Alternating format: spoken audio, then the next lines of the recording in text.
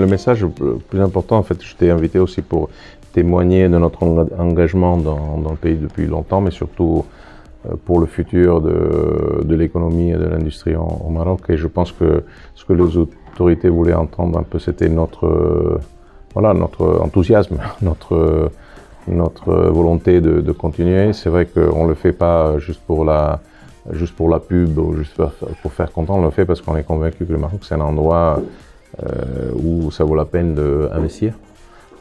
Ça vaut la peine de travailler et on le voit très bien dans les résultats que Renault Maroc a fait dans les dernières années. Donc on est monté en puissance, on est de loin le plus important groupe automobile ici.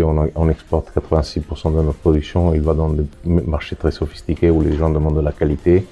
La performance opérationnelle des usines, elle est à un très très bon niveau. On a des usines comme Tanger qui sont les plus soutenables, tout le groupe Renault, donc c'est plutôt une perle, non, un symbole de cette transformation qui nous amène vers le futur. Donc c'est ces messages-là qu'on voulait leur donner, c'est-à-dire venez au Maroc et mettez l'argent ici parce que ça vaut la peine.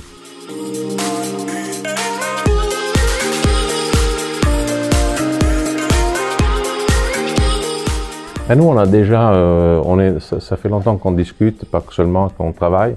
Donc, on est dans une lignée qui est sous les yeux de tout le monde. C'est-à-dire, on a augmenté la production, on va encore l'augmenter. On se prépare à en faire 500 000 ici entre Casa et Tanger. On est en train de travailler pour passer à un taux d'intégration locale qu'on n'a même pas dans nos marchés domestiques. Ça veut dire faire du travail d'ingénierie, d'achat avec les fournisseurs, etc., pour qu'ils viennent localiser les pièces ici.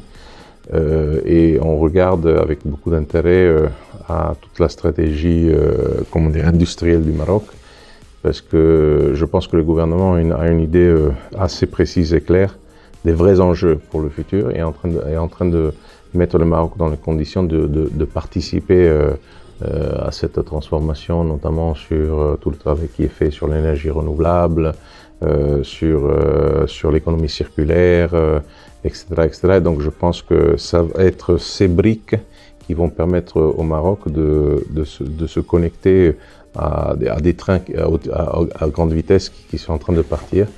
Et je pense que c'est la stratégie de l'État, mais nous, comme Renault, on a tout un intérêt à que le Maroc fasse partie de cette transformation, parce que c'est le deuxième pays de production de Renault.